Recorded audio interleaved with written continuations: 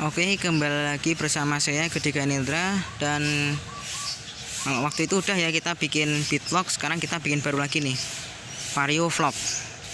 Vario vlog ini yang pertama saya akan membahas seperti beat vlog waktu itu, yaitu owning experience mengenai motor ini. Motor ini saya beli di tahun 2018 dan tentunya beli secara second dengan harga 10 juta. Tapi walaupun harganya 10 juta, saya beli motor ini kondisinya tuh tidak bagus. Tidak bagusnya tuh ya mesin ada masalah, kelistrikan bukan kelistrikannya, lampunya banyak yang masalah gitu. Ya, pertama-tama saya mau mengutarakan kenapa saya pilih yang CBS bukan yang Tekno. Karena Tekno itu memang harganya lebih mahal daripada CBS. Tapi varian Tekno itu nggak punya teknologi kombi brake, jadi prefer ambil yang CBS. Lagi pula toh juga sama aja, cuma beda tipe aja. Kalau ini kan tipe yang saya beli kan CBS ISS. Varian Tekno sebenarnya juga punya varian CBS ISS, tapi cuma yang saya beli CBS karena selain harganya lebih murah, dia juga udah punya fitur CBS alias kombi brake system. Kalau varian Tekno kan dia belum ada. Terus sama juga saya tuh lebih suka strippingnya Vario CBS, terlihat lebih simpel gitu menurut saya, nggak terlalu banyak ornamen karbon gitu, karbon stiker. Kalau Tekno itu, varian Tekno itu entah kenapa saya rasa strippingnya tuh terlalu rame gitu. Di sini nih warnanya terlalu cerah gitu, terus itu sini juga warnanya cerah gitu. Kalau ini enggak, kalau CBS tuh dia tuh simpel aja, yang penting hitam, karbon, tulisan Vario, kasih list biru, kasih tulisan CBS ISS, kasih stripnya 125 gitu aja. Udah cuma itu doang. Kalau si Tekno tuh dia tuh ada stripping di sini, karbon segala macam gitu. Banyak lah ornamen nggak jelas. Saya lebih suka yang varian CBS. Sebenarnya warna ini saya juga kurang suka sih. Saya lebih suka yang varian warna hitam abu-abu karena desainnya ya cowok banget gitu. Kalau ini entah kenapa buat saya kok nggak terlalu suka gitu. Memang sih bagus, tapi cuma saya nggak terlalu suka sama strippingnya seperti itu. Oke, sebelumnya saya mau curhat dikit soal saya beli Vario ini. Vario ini saya beli seperti saya yang cerita tadi ya, harga 10 juta, sesuai lah sama harga pasaran Vario CBS ISS. Tapi kondisinya nggak bagus. Contohnya nggak bagus tuh apa? Lampunya mati, habis itu shock breaker depannya mati gitu. Mati maksudnya bocor shock breaker depannya. Terus habis itu ban depan botak gitu. Tapi ini bannya udah diganti sih ya, yang murah-murah aja, yang murah meriah, yang penting kepake lah. Ini bannya saya pakai Corsa. Nah nih Corsa, bannya saya pakai Corsa, ukurannya 80-90 R14 sama. Aslinya ban bawaannya tuh aslinya Federal, cuma waktu saya beli, waktu orang tua saya beli tuh tapaknya udah botak, udah habis itu. Terus juga yang agak sebelnya juga sih, ini entah ini sering dijemur sama pemilik sebelumnya. Ini catnya ini udah sampai pudar-pudar gini. Ini entah kejemur atau memang dicuci pakai sabun yang nggak bagus atau pakai bahan yang keras. Dan ini sampai pudar gini tuh, warnanya sampai putih-putih gini. Nah, sampai putih-putih gini. Ini nggak tahu ya, ini plastik kejemur atau kena bahan kimia yang nggak baik buat bodi motor, saya juga kurang tahu.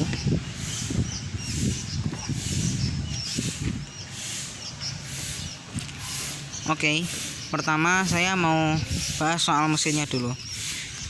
Mesinnya ini buat saya yang berkapasitas 125 cc, 4 langkah, tenaga 11,1 PS dan torsi ya. Tenaganya 11 PS, torsinya 10 Nm lah kira-kira. Nggak salah. Jawanya intinya 11 PS lah. Saya lupa 11, berapa. Nah, itu 11 PS. Itu buat saya cukup. Tapi ada hal yang tidak diutarakan Honda di sini. Yang tidak diutarakan Honda di sini. Maksudnya tidak dibicarakan Honda di sini. Yaitu mesinnya masih SOHC, sama kayak Honda Beat. Masih SOHC. Sampai sekarang masih SOHC. Belum menggunakan DOHC. Mungkin kata-kata SOHC itu kayak dibilang ketinggalan gitu ya. Buat saya sih fine aja. SOHC mesinnya nih 1 silinder tentunya, bukan 2 silinder. Kalau 2 silinder pasti suaranya berisik. Shockbreaker belakang nggak ada masalah, dia shockbreaker belakangnya monoshock, dan ini shockbreaker belakangnya tuh keras. Tapi walaupun keras dia tetap ada kelebihannya, yaitu stabil. Untuk mesin, saya waktu pertama kali beli mesinnya tuh nggak enak, dan juga banyak komponen yang harus diganti. Yaitu ya contohnya kayak pistonnya udah diganti, udah harus turun mesinnya bahkan turun mesin full ya, karena ganti piston itu biasanya akrab dipanggil seher, mungkin seher. Jadi itu motornya tuh waktu saya beli itu ada asap putih yang agak lebay. Jadi waktu saya sama bapak saya boncengan, saya kan iseng-iseng aja lihat belakang kok berdebu, kok berkabut gitu. Pas saya lihat, oh ini asalnya di knalpot gitu.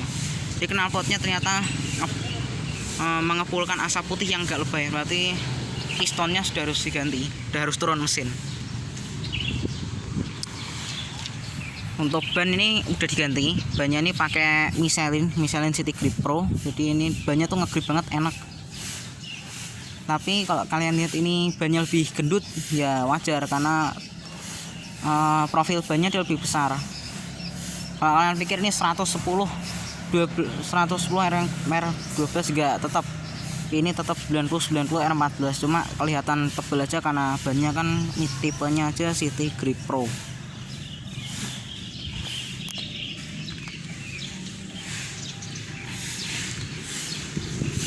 Kemudian untuk soal lampu yang pernah mati itu ini juga udah diganti. Ini bohlam standarnya tuh ini saya simpan di sini. Saya ambil bohlamnya. Dan bohlam standarnya itu seperti ini, mati. Ini mereknya itu, ini mereknya Autovision 12 volt. Dia dayanya 25 watt. Ini bohlamnya sengaja saya simpan sini.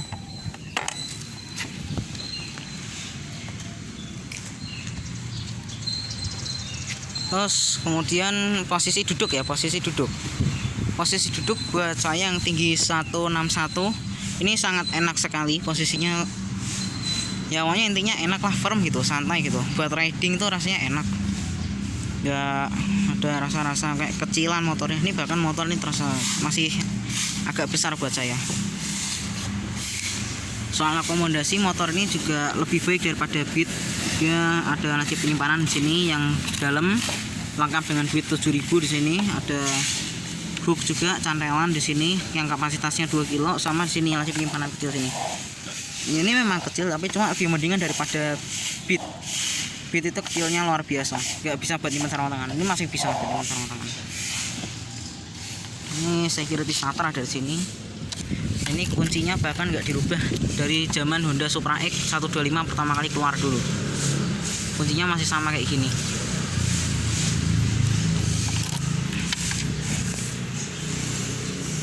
Terus kemudian fitur idling stop ini juga menurut saya, kenapa saya prefer ambil yang idling stop, karena idling stop itu proper lah buat saya.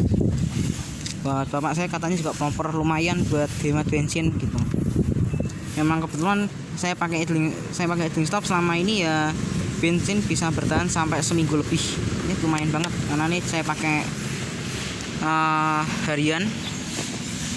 Untuk konsumsi BBM sendiri dia sangat irit juga. Jadi seperti yang saya bilang yang video 8 tahun pemakaian apa kelebihan dan kekurangan Honda Vario, kan seperti saya bilang dulu kan Honda Vario ini adalah si kencang yang irit. Iya, nggak wajar kalau orang-orang bilang Vario itu si kencang yang irit. Bahkan untuk motor ini untuk dipakai di tahun 2021 masih worth it kok menurut saya, enak. Cuma yang saya sebelnya dari Vario itu adalah joknya ini keras nih, bahkan lebih keras daripada Astrea. Beat aja lebih keras, tapi cuma ini karena dia punya kontur jok yang agak tebal, jadi dia nggak terasa kerasnya. Walaupun nih busanya keras, tapi karena konturnya agak tebal, jadi nggak bikin bokong tepos lah. Dan untuk bagasi dia bukanya dari sini, ini enak nih. Bukanya dari sini, tinggal ini taruh posisi opener, pencet ini aja. Udah, gitu aja. Nggak repot kayak Beat kan harus di sini. sampai facelift tahun 2016 masih di sini. Tapi untungnya di facelift 2020 sudah diubah. Untuk bagasi ya ini lumayan banget, ini bagasi bisa nyimpan satu helm full TRX3. Dia memang belum bisa nampung helm full face, tapi ya lumayan lah buat nyimpan TRX3 masih bisa. Tapi sih saya banyak lihat youtuber itu nyimpan helm full face di sini ya masuk kok. Ini untuk isi radiator bisa dari sini, harus dari bawah. Pendinginnya udah pakai radiator by the way. Oh ya, soal radiator, waktu pertama kali beli ini juga selang radiatornya rusak, jadi water pumpnya juga diganti.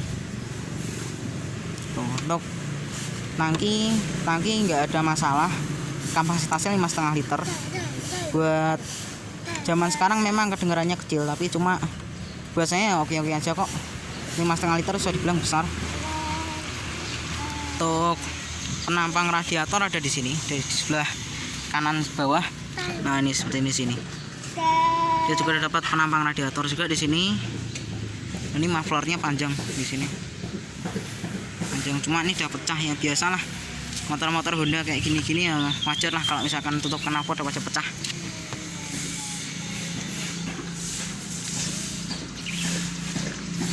Untuk suara mesin barangkali ada yang denger nih.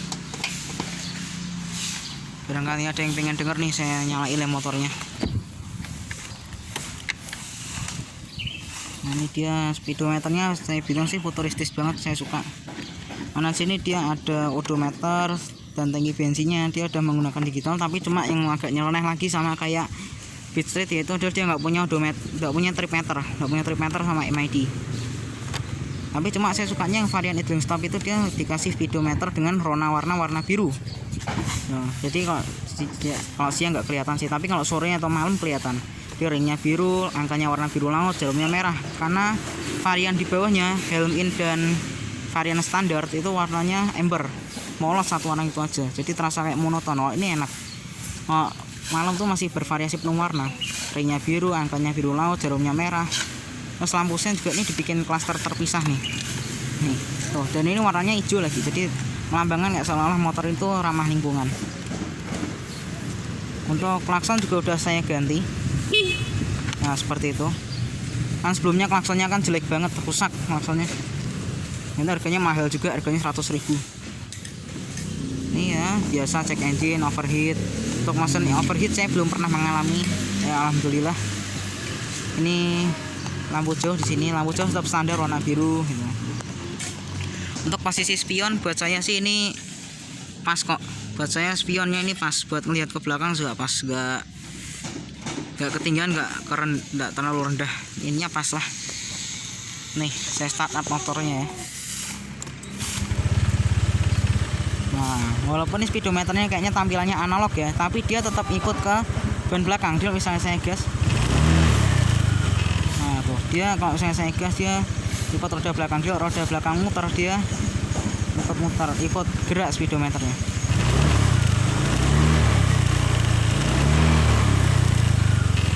Nah seperti itu.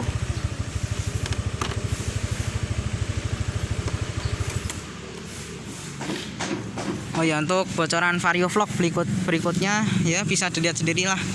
Motornya kan kotor, mestinya tahulah bocoran Vario vlog selanjutnya apa, mestinya tahu. Kotor banget kan motornya. Ya itu sekaligus buat bocoran Vario vlog selanjutnya. Oke, sekian Vario vlog pertama ini mengenai owning experience saya terhadap Honda Vario 125 Off. Jangan lupa like buat yang suka dengan video ini, dislike jika tidak suka, dan jangan lupa komentar di bawah. Dan juga jika Anda berkenan mohon subscribe di bawah supaya kami makin semangat dalam membuat konten YouTube yang bermanfaat. Terima kasih sudah menonton dan kita ketemu lagi di video selanjutnya. Yo.